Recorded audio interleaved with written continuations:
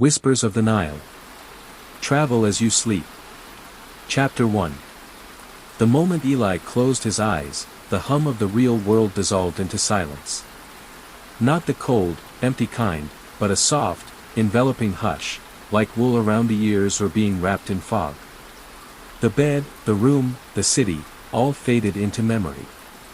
And when he opened his eyes again, he stood barefoot at the edge of a great golden desert. The sand glowed amber under a deep blue twilight, stretching endlessly into the horizon like an ocean turned to dust. Dunes rose and fell like frozen waves, their peaks catching the last light of a sun that had already set in one world, and was just beginning to rise in this one. He did not know how he arrived here, nor did he need to. In dreams, questions fall away like dry leaves. He was dressed in light robes, the color of sand, and in his hand was a carved wooden staff, worn smooth by hands that weren't his, or maybe they were, once. A warm wind kissed his face, carrying with it a fragrance both foreign and familiar, date palms, old paper, incense, and desert stone. It stirred something within him. Not memory, exactly, but a sense of belonging. He stepped forward. The sand gave under his feet but held firm, as if supporting him by choice. As he walked, the stars began to appear, one by one, as if lit by a careful hand in the sky. Orion shimmered, but not quite as he remembered. The stars were slightly misaligned, as though he'd entered an ancient version of the night sky. In the distance, the sharp edge of a pyramid broke the horizon, its tip glinting like a dagger aimed at the heavens. The pyramid pulsed faintly, as if aware of his gaze. He descended a dune and came upon an oasis nestled in the hollow, palm trees swayed over a pool so still it looked like glass. He crouched, touched the water, and saw not his face, but the swirling image of a city, limestone walls, canals reflecting torchlight, and a temple with a roof of gold leaf. Then it was gone. The wind shifted. It whispered. He could not tell if it was speaking or if he imagined it. But the feeling was clear: welcome back. He sat at the edge of the pool and let the calm take him. The stars spun slowly overhead, and time unraveled like a scroll in the wind. The desert didn't sleep, it dreamed. And now, so would he. Chapter 2. The wind carried him gently toward the trees. By the time he stood again, the stars had shifted overhead, as if a great hand had turned the sky slightly in its sleep. He stepped into the heart of the oasis, where date palms stood like watchful sentries, tall and still. The air beneath their canopy was cooler, sweeter, filled with the scent of ripened fruit and the soft breath of running water. A narrow stream wound between the roots, flowing in lazy spirals across smooth stone. Eli dipped his hand into it.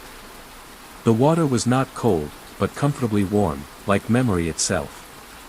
With each ripple that spread from his fingers, images bloomed upon the surface. He saw a childhood window open to the night. A blanket pulled to his chin.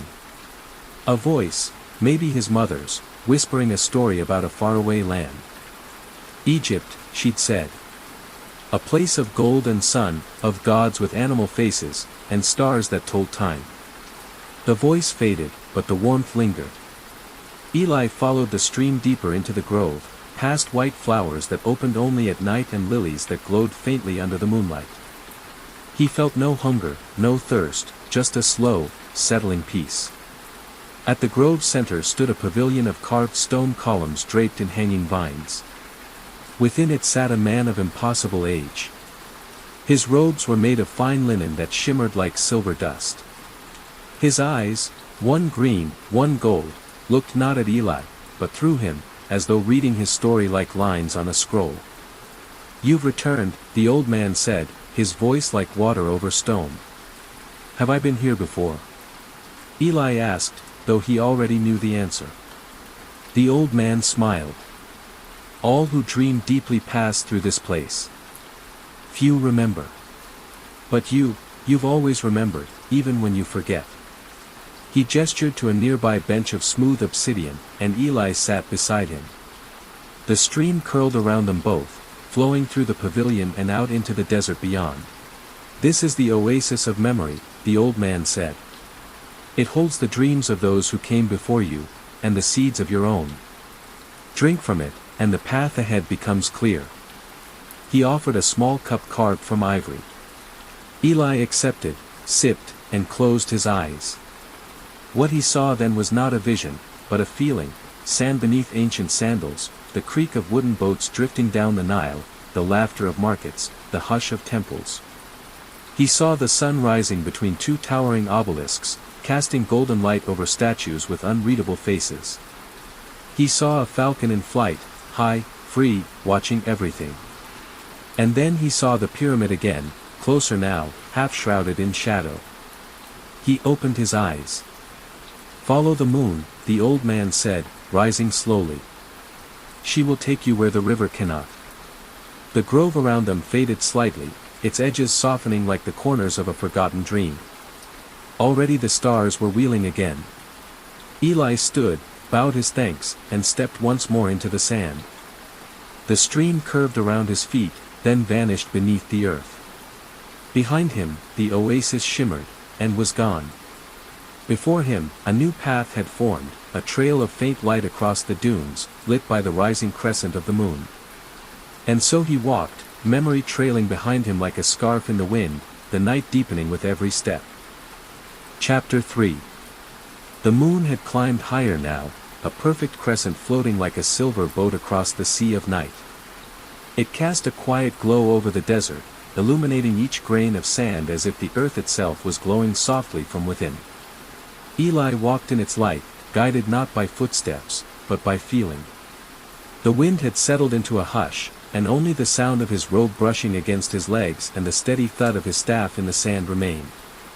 There was no need to hurry.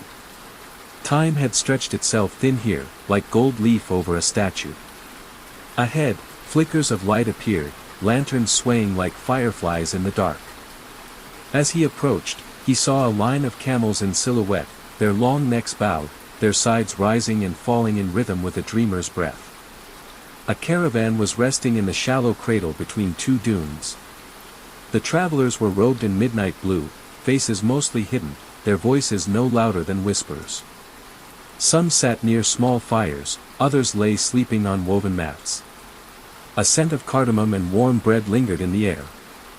Eli approached silently, unsure if they would see him, or if they were simply echoes of the desert. But one figure stood apart. A woman, tall and cloaked in white, her face framed by silver rings and amber eyes that shimmered in the moonlight. She turned to him and smiled, as though she had been waiting. "You walk with the moon," she said softly. "You are welcome here."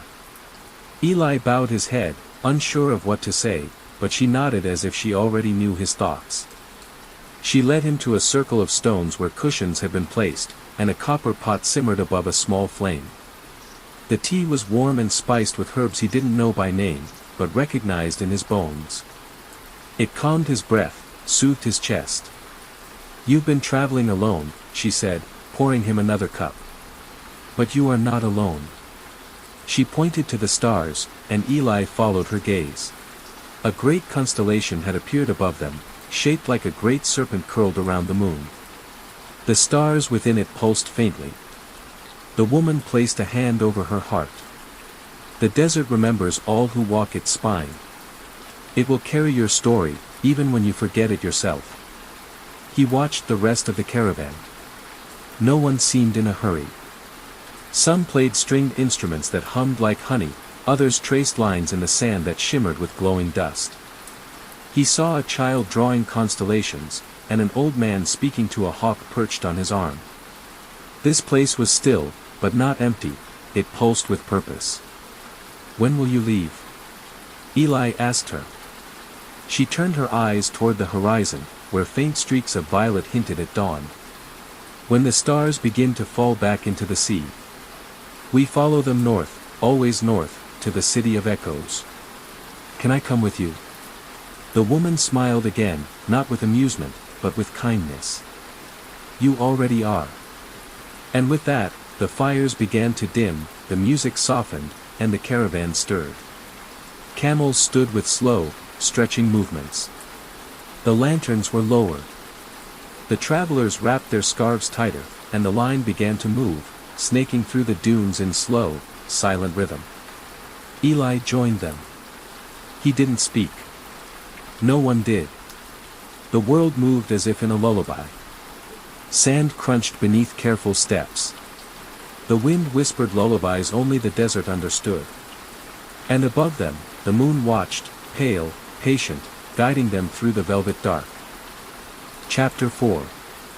The caravan moved like a ribbon across the sand, silent, fluid, unbroken. Eli followed just behind the white-cloaked woman, the moonlight turning her veil to silver. Over the hours, or perhaps mere minutes in this place where time folded, the desert began to change. The dunes grew smaller, flattened. The sand turned from gold to a cooler gray, dusted with flecks of obsidian. Small, broken stones appeared along the path, etched with strange symbols, half buried, half forgotten. And then, the ground began to echo faintly with every step, as if hollow beneath.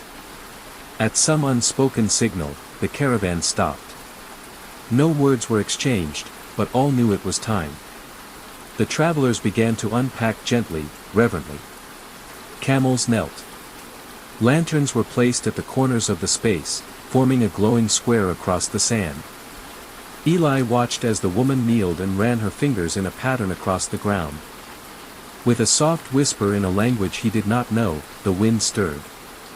The sand shifted. And then, beneath his very feet, the desert fell away. A great slab of stone emerged, a floor. Not new, but ancient. The carvings in it pulsed with faint light, as though waking from a long sleep. More of the sand slid away, revealing walls, pillars, and doorways. An entire city hidden beneath the dunes. The city beneath the dunes, the woman said, not facing him. Buried by time, remembered by none, except the stars. Eli felt the hairs on his arms rise. Together, the caravan descended into the uncovered street. What had once been buildings were now ruins, but not dead. Vines shimmered with soft light as they grew along cracked walls. Pools of still water reflected stars that weren't overhead. Murals glowed with faded color, scenes of people praying to the moon, sailing on silver boats, or speaking to animals with human eyes. The travelers moved as if returning to their own homes. They sat at corners where fires had once burned, traced fingers over inscriptions, and spoke in soft tones that echoed like lullabies. Eli followed the woman through an archway into what had been a temple. Inside, moonlight shone through a circular hole in the ceiling. Dust motes spun like galaxies in the beam. In the center stood a low altar, made of white stone. Upon it lay a single object, a mask. It was shaped like the face of a jackal, painted black and gold, eyes closed in eternal calm. Eli stepped closer. Anubis, she whispered beside him. Guide of souls. Keeper of doors. As Eli reached out, the mask pulsed once beneath his fingertips. A vision rushed through him, a long hallway of stars, doors on either side, and his own reflection, younger, older, both, walking slowly into the dark. He withdrew his hand. This city is a dream inside your dream, the woman said, watching him carefully. It was built from memory, and will vanish again with the light. Why show it to me? Because you're close now, she said. To remembering why you came. She stepped aside and gestured to a narrow stairway leading deeper into the ruins. There's something waiting for you below. Eli looked into the shadowed stairwell. The air was still. The silence deeper than any he had known. He turned to thank her, but the woman was gone. So was the caravan. Only the moon remained, watching from above through the temple roof. He took a breath, steady and slow. Then he stepped forward and began to descend, leaving the city behind as its lights faded softly into sand. Chapter 5. The steps wound downward in a spiral, worn smooth by centuries of passing feet, or perhaps only imagined ones. The walls were tight at first, then opened wider as Eli descended. The air changed. It no longer smelled of sand and sky, but of deep stone, cool and heavy with the memory of silence. At the base of the staircase, a narrow passage stretched ahead. Faint light filtered through cracks in the ceiling, dust particles spinning slowly like tiny planets. Eli pressed forward, and soon the walls gave way to an open chamber, vast, echoing, and ancient. It was not lit by flame or sun, but by motion. Wind flowed through unseen crevices, turning delicate hanging fans carved from copper and bone. Each fan caught the breeze and spun gently, casting layered shadows across the walls. The air hummed softly with their rhythm, like a clock ticking in slow breath.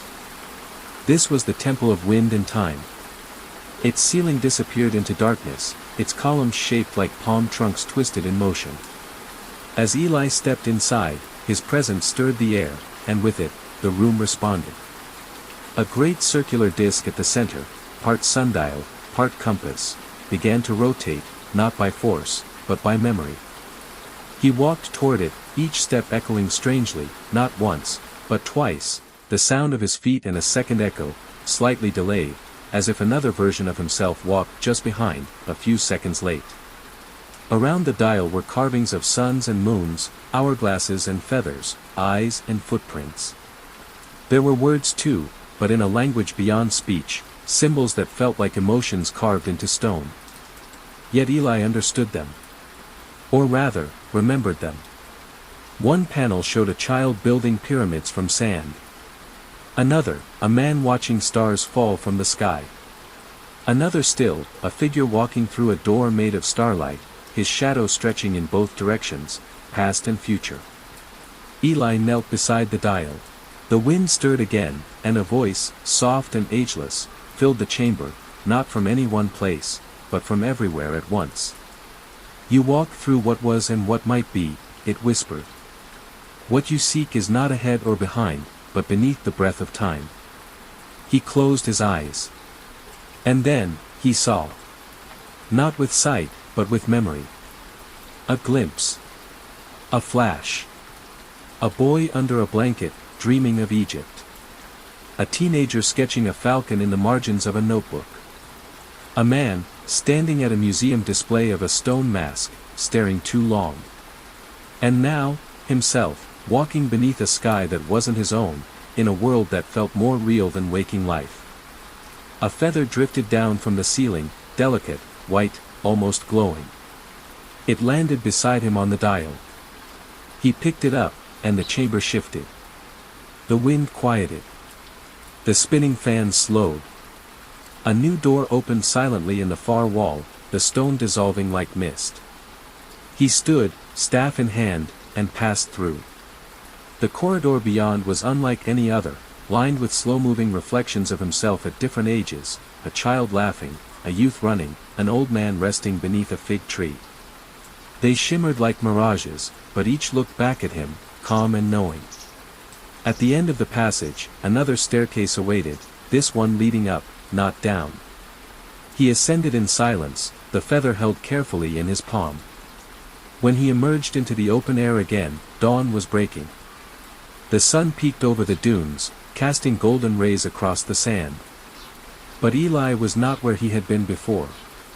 The pyramid he had glimpsed in dreams now stood before him, vast, ancient, and waiting. Its shadow fell long and quiet across the desert, reaching toward him like a hand. Chapter 6. The pyramid loomed before Eli, its white limestone surface shimmering faintly in the morning light. It didn't look abandoned or ruined, but perfectly intact, as if carved yesterday. A hush had fallen over the desert. Even the wind paused, holding its breath. Eli stepped closer. As he approached, symbols along the base of the stone began to glow, not brightly, but gently, like stars through morning mist. The door, if there had ever been one, was not visible. But when he reached out with the hand that still held the feather, the stone opened soundlessly before him, parting like two drifting clouds. Inside, the air was cool and dry, tinged with the scent of ink and ancient parchment.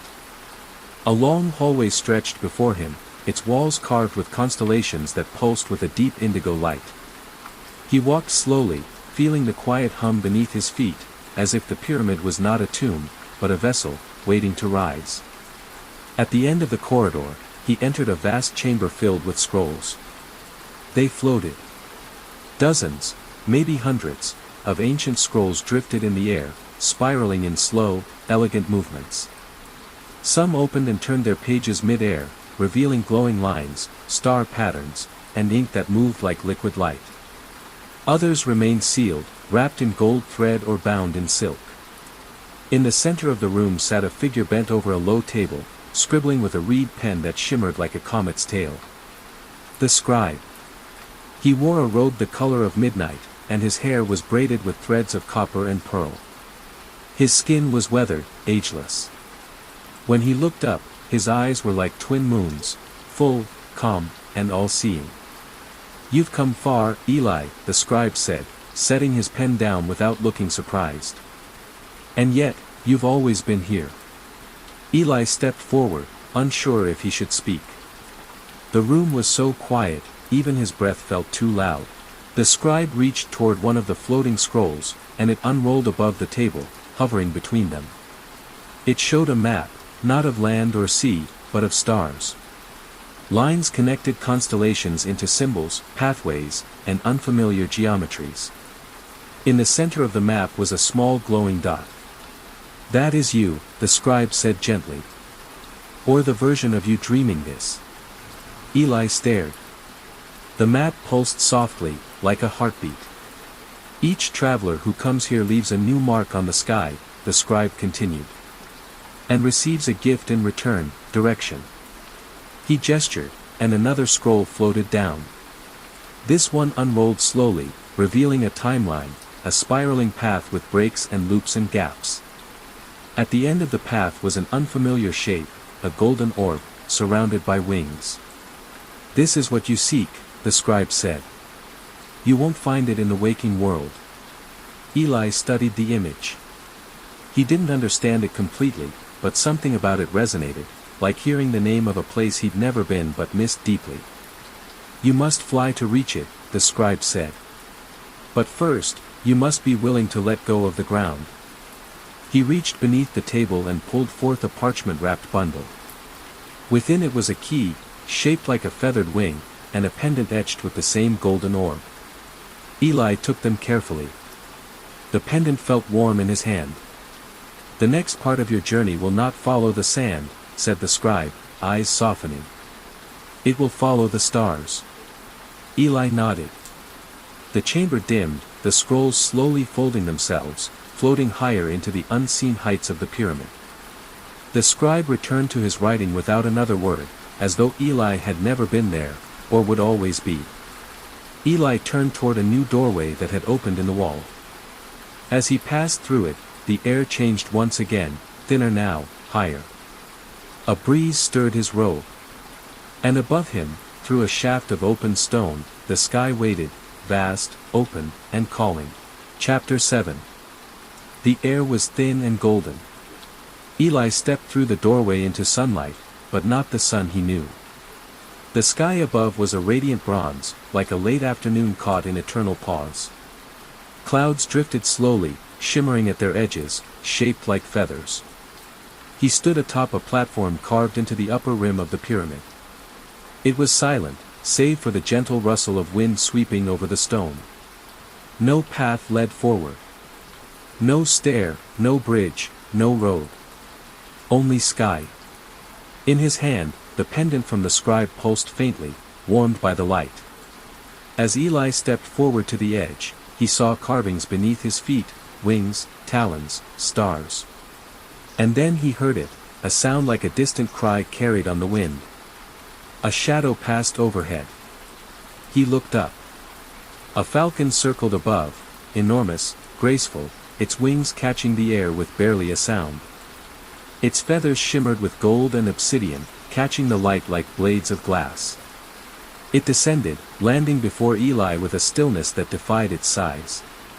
Its eyes, deep and steady, met his without blinking.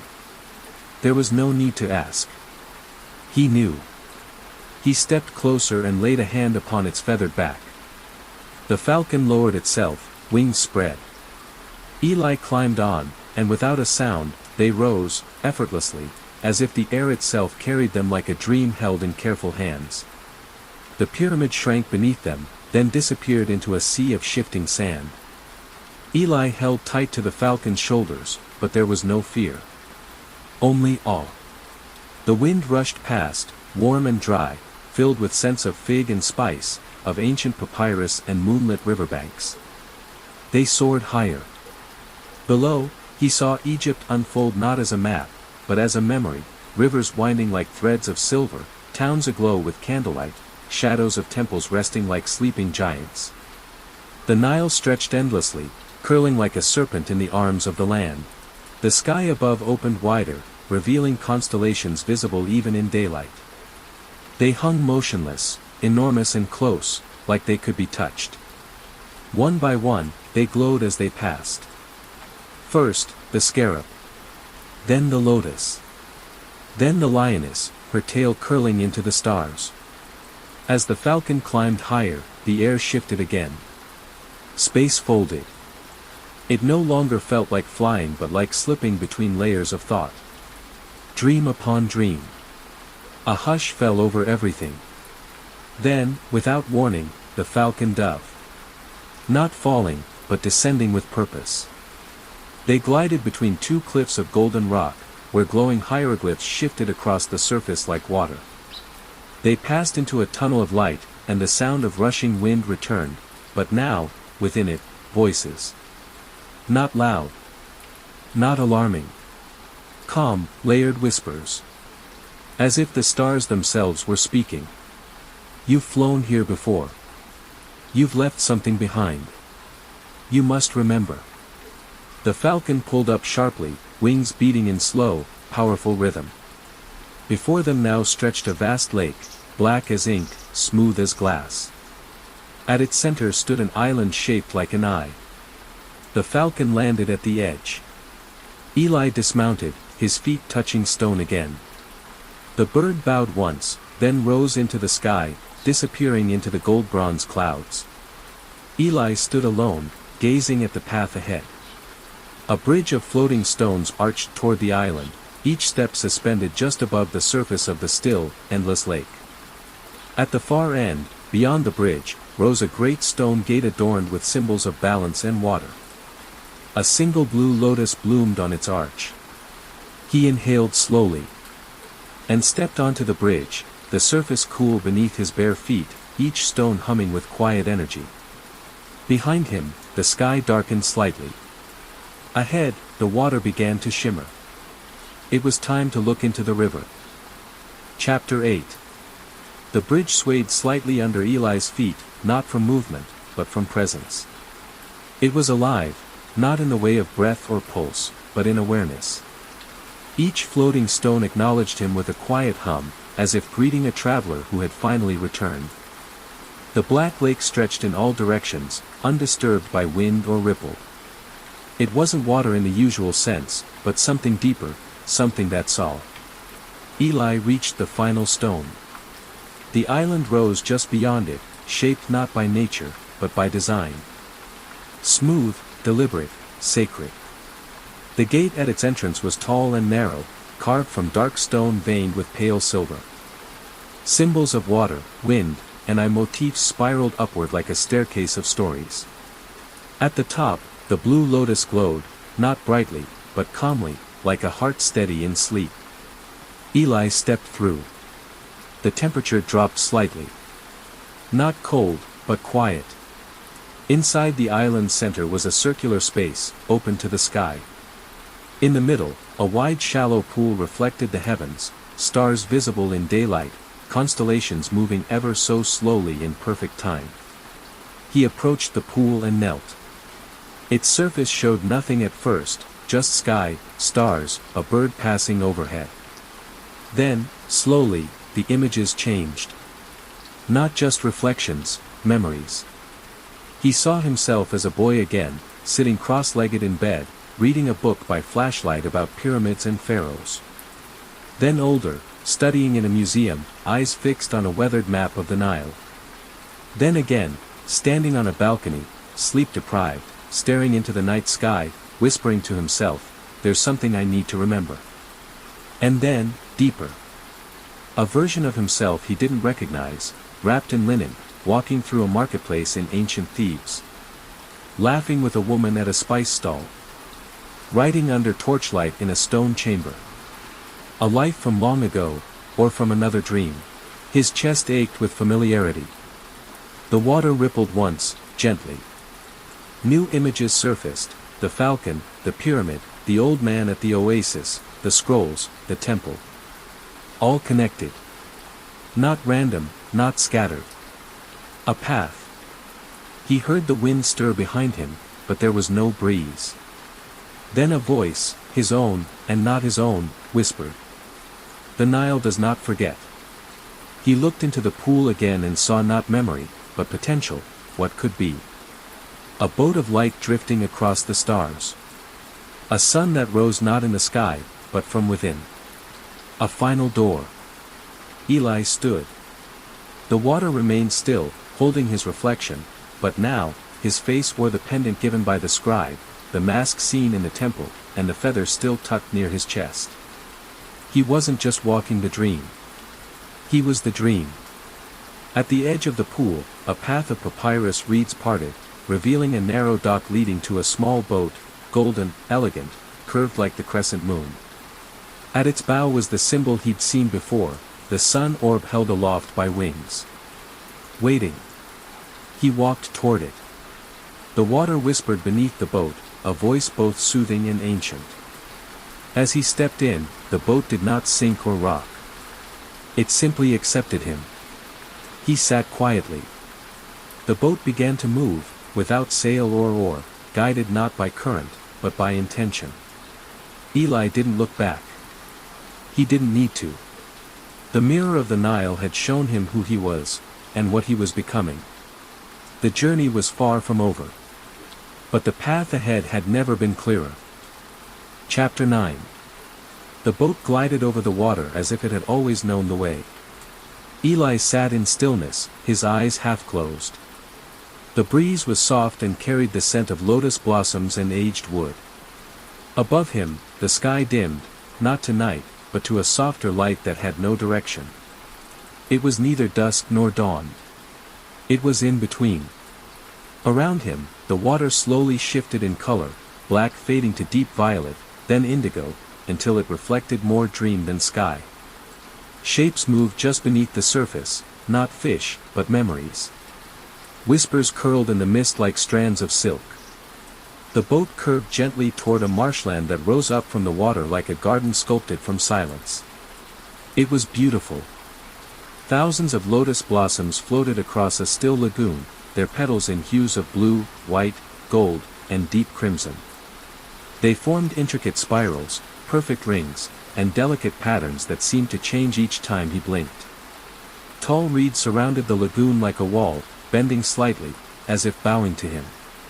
The boat came to a soft stop beside a small wooden dock that had not been there a moment ago. Eli stepped off, and the water behind him stilled, erasing his wake. A narrow path wound through the reeds, framed by glowing orbs that hovered just above the ground. As Eli walked, the path twisted and turned gently, never sharply, as though coaxing him inward rather than leading him forward. He passed stone statues half covered in moss, a lioness with closed eyes, a crocodile carved from jade, a man with the head of an ibis, holding a scroll made of stars. Then the fog thickened. It wasn't frightening, but disorienting. The lotuses grew taller here, their petals the size of open arms. Their scent was sweet, overwhelmingly so. Not just floral, but nostalgic. Eli took another step and stopped. The path ahead now forked in three directions. To the left, the air shimmered like heat rising off sand. To the right, he heard the sound of distant music, something like a flute played underwater. Straight ahead, nothing but mist. He turned, and the path behind him had vanished. The lotus blossoms turned slowly, watching. Then, a figure appeared through the mist. It was himself. But not quite. This Eli was younger, uncertain, restless, with eyes full of questions. He walked past silently and disappeared into the left path. Another figure emerged. An older Eli, graying at the temples, calm, wearing the scribe's pendant proudly. He walked to the right, toward the music, without hesitation. And finally, a third figure, a version of himself wrapped in ceremonial robes, barefoot, carrying a staff with a blue flame. His face was unreadable. He went straight ahead. Eli stood alone again. The lotus petals rustled softly, like applause or warning. He closed his eyes, and listened. Not with ears, but with memory. He remembered the feather. The mask. The city beneath the dunes. The temple where time had slowed. The boat of stars. All of it had brought him here. Not to choose a path, but to remember that they were all part of him. He stepped forward. Not to the left. Not to the right. But through the mist, where no path could be seen. And as he walked, the fog parted, slowly, respectfully. The path revealed itself step by step, and the lotus flowers glowed with a quiet joy. He emerged at the heart of the labyrinth, a clearing filled with still water, reflecting the stars beneath instead of the sky above. In its center, a single lotus stood on a small island of stone. Unlike the others, this one was translucent, its petals shaped like folded wings. Beneath it, a door. Circular. Carved from obsidian. And pulsing. Eli stepped into the water. It rose only to his ankles but shimmered like starlight. When he reached the center, the lotus unfurled with a soft chime. The door beneath opened with a sigh. Down below waited a stairway of light. He took one last breath of lotus-sweet air. And descended. Chapter 10. Eli descended slowly, each step glowing beneath his feet, the stairs unfolding one by one like petals opening in the dark. Around him, there were no walls, only stars. Not painted or carved, but living, endless stars stretching outward in every direction. It was as though he had stepped not underground, but outside of the world entirely. The stairway ended at the edge of a great celestial river, wider than the Nile, calmer than night, glowing with soft golden light. The surface of the water pulsed gently, as if breathing. High above, the sun hovered, not harsh, but radiant, warm without burning. And resting beside the river, tethered to a dock carved from glowing crystal, was a boat of impossible beauty. Its hull was shaped like a long crescent, forged from gold and sunstone. Wings extended from either side, feathered and etched with constellations. At its stern rose a tall mast crowned by the sun disk, radiating light like a slow heartbeat. The symbol he had seen on the pendant and pyramid appeared once again, the orb of Ra cradled by wings, glowing quietly with purpose. This was the boat of the sun. Eli stepped aboard. The deck was lined with smooth stone tiles, each engraved with a memory, his, and others. As he walked across them, faint whispers filled the air, voices in dozens of languages, all peaceful, all familiar. The boat began to drift, though there was no oar, no wind, no push. It moved with the ease of a thought released. The sky above changed. He passed beneath a great arch formed of stars, constellations he did not recognize yet somehow knew. Images of jackals, eyes, river serpents, dancing figures holding papyrus scrolls. As the boat glided forward, he began to see visions on either side of the river, playing out like shadows on woven silk. To the left, a woman offering bread to the gods, her hands glowing with warmth. A child planting a seed beneath a palm tree. A young man painting the walls of a temple. To the right, the same faces, older now. The woman lighting a lantern for the dead. The child now grown, kneeling in prayer. The artist, his work complete, smiling at the stars. Eli understood. He was watching lifetimes, not only his own, but woven with others. Dreams that stretched across generations, lives that whispered to one another through the folds of time. The boat passed under another arch. Now he saw a river of fire on one side, and a river of crystal on the other. Figures stood along the banks, holding feathers, weighing hearts. Some bowed. Others danced. None wept. The sky grew darker, not with night, but with death. The sun disk above him dimmed slightly as the boat slowed. A soft bell rang, distant, ancient, kind. Ahead stood a great gate formed from two stone lions facing each other, their paws resting on orbs of light. Between them, the path narrowed to a glowing point. Eli stepped forward. He felt no fear, only stillness. At the bow of the boat, something stirred. A figure stood there now, tall, radiant, wrapped in linen robes that shimmered with starlight. Its face was hidden beneath a mask of gold and black, the jackal of Anubis. In its hands, a long staff tipped with a key. The figure turned to Eli and nodded once. Then it extended the staff, drawing a circle in the air. The gate opened. Beyond it was not space, or sky, or land, but light. Not blinding, but vast. Not loud, but infinite. It was not a place. It was a knowing. The boat stopped. The figure gestured. Eli did not move.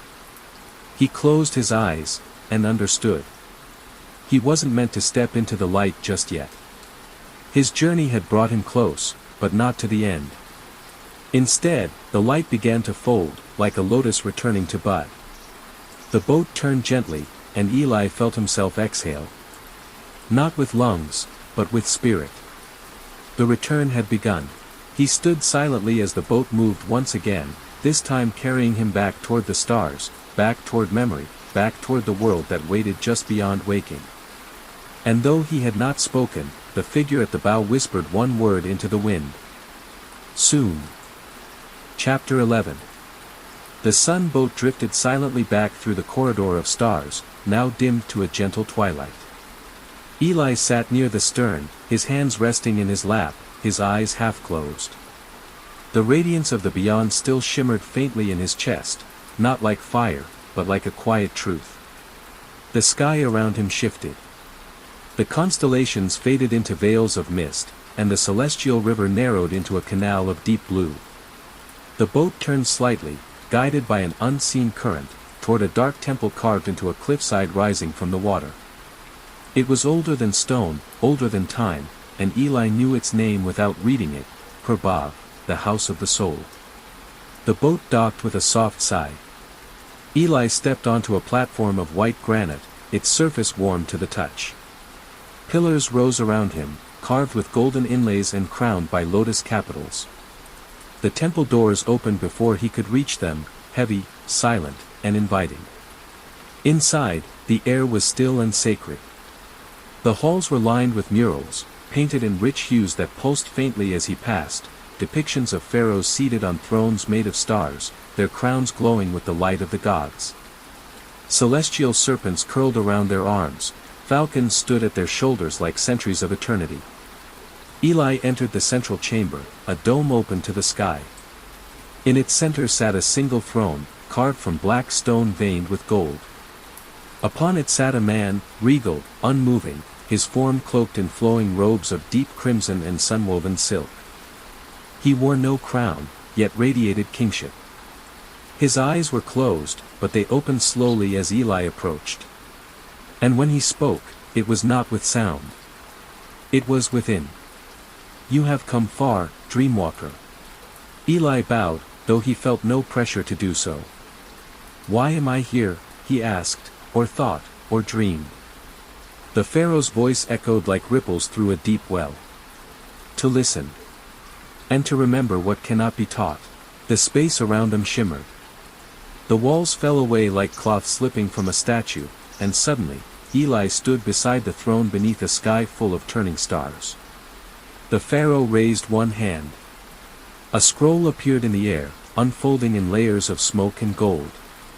Within it, images danced, pyramids being built stone by stone, rivers shifting course, cities rising and falling like breath. Time unraveled in symbols and signs.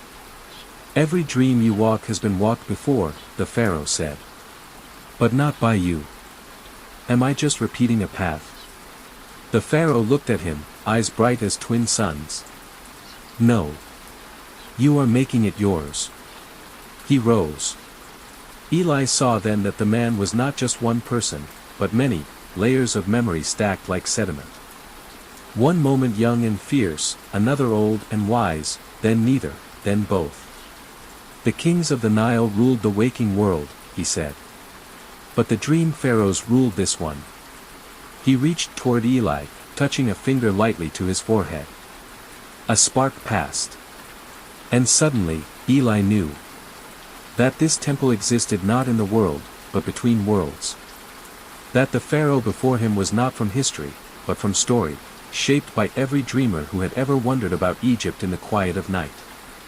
That he, too, was part of that lineage now. The scroll faded. The temple walls returned. The throne was empty. Only a single feather remained, black with a white tip, lying where the pharaoh had sat. Eli picked it up. As he turned to leave, he heard the voice one last time, not from the air, but from within his chest. The key is not in reaching the end of the dream, but in carrying it home. The temple doors closed behind him as he stepped once more onto the boat. And the river, now lit by dawnlight, carried him forward. Chapter 12. The water glowed beneath the sun boat, casting shimmering patterns on the hull as it drifted downstream. But the river was changing. The celestial light began to soften, replaced by a warm golden hue that felt heavier, more real, though no less sacred.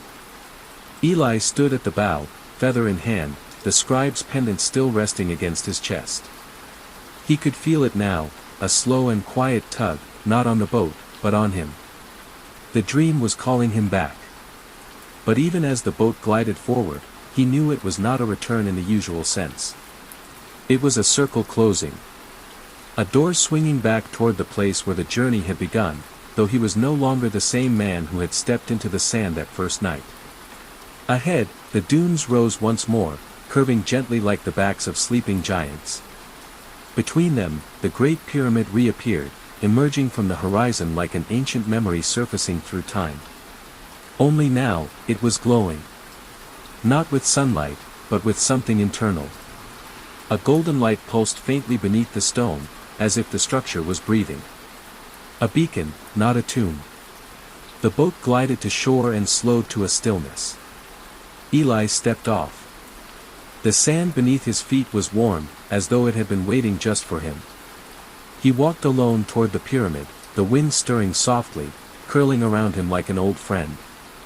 This time, the entrance did not need to be found. It simply opened, a passageway framed by two statues of falcons, their wings folded, their eyes filled with stars. Eli stepped inside. And as he did, the pyramid responded. The carvings along the walls shimmered and shifted.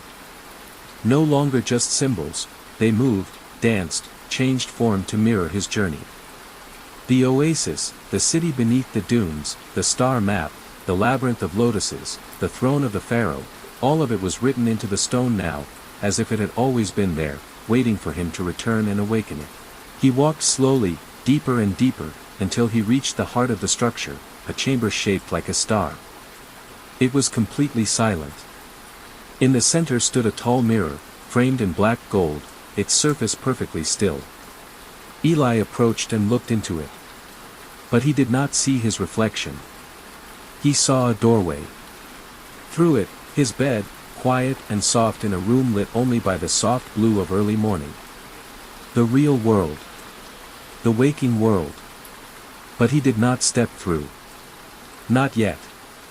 Instead, he turned to the room around him. The chamber began to hum. The carvings glowed brighter. And above him, a circular window opened in the ceiling, revealing the sky, now filled with moving constellations that twisted to form a symbol, the orb and wings, now complete. The air stirred, not with wind, but with knowing. Eli walked to the center of the star-shaped floor and knelt.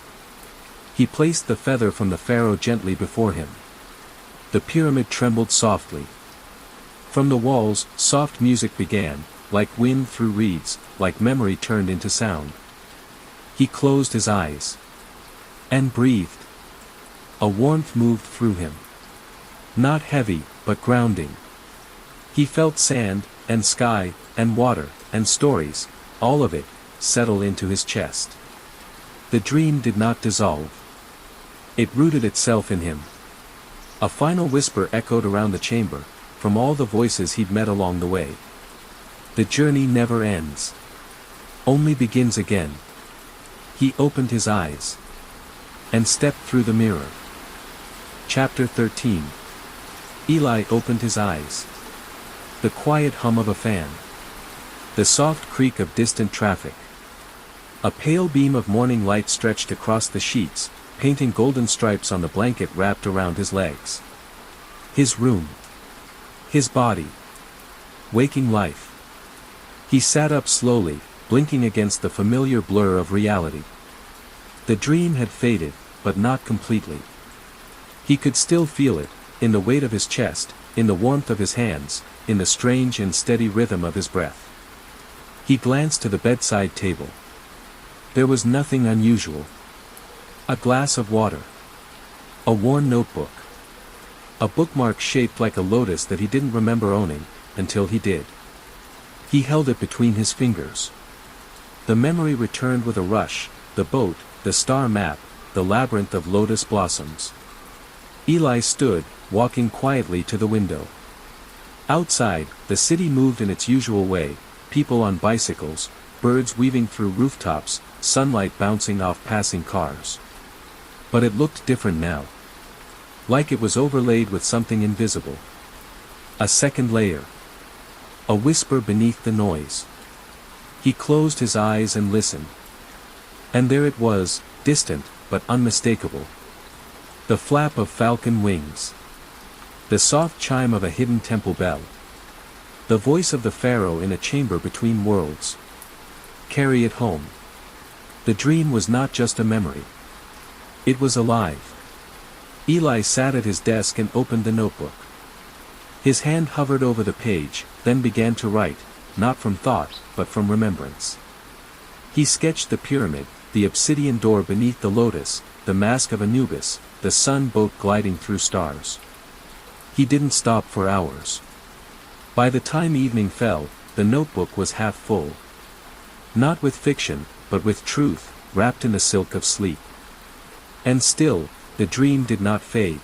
That night, as he lay in bed, the pendant from the scribe hung loosely from a thread around his neck. He didn't remember tying it there. It had simply come back with him. He held it gently in his hand, then set it beside him on the pillow. The wind stirred outside. The stars blinked into view. And as his eyes closed, Eli heard the soft voice once more. To dream is to travel. And to remember, is to awaken. The sands waited. The pyramid pulsed softly beneath the skin of sleep. And the Nile, eternal and still, whispered to the stars above. Another traveler is coming. The end. Or perhaps, the beginning once again.